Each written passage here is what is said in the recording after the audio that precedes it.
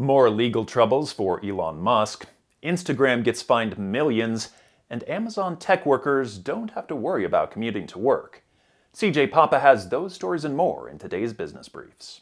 Elon Musk's $258 billion Dogecoin racketeering lawsuit gets bigger.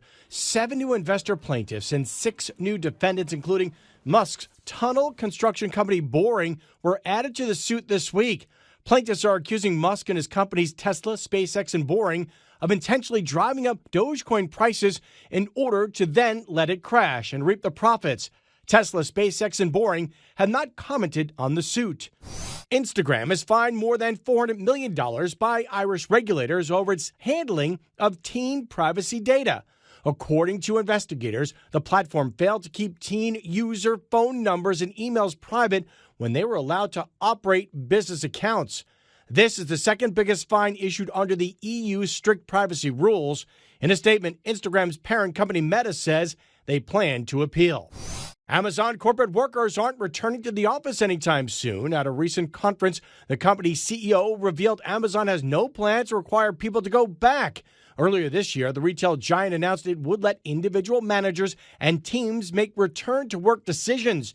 The choice comes as many companies have begun to push back on the work-from-home culture.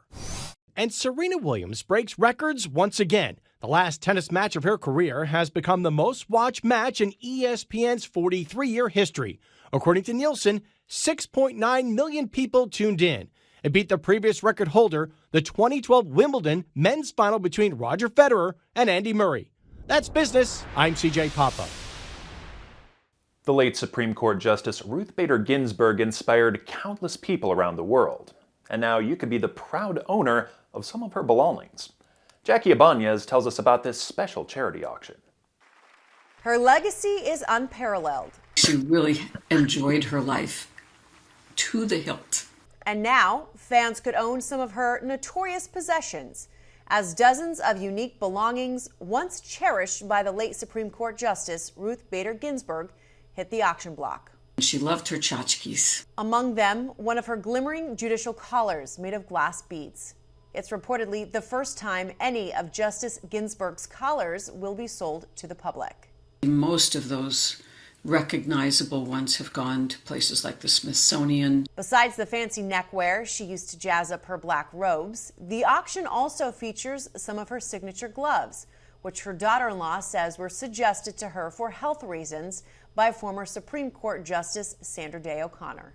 She was struggling with her first bout of cancer at that point and had come back from radiation therapy without missing a day on the bench.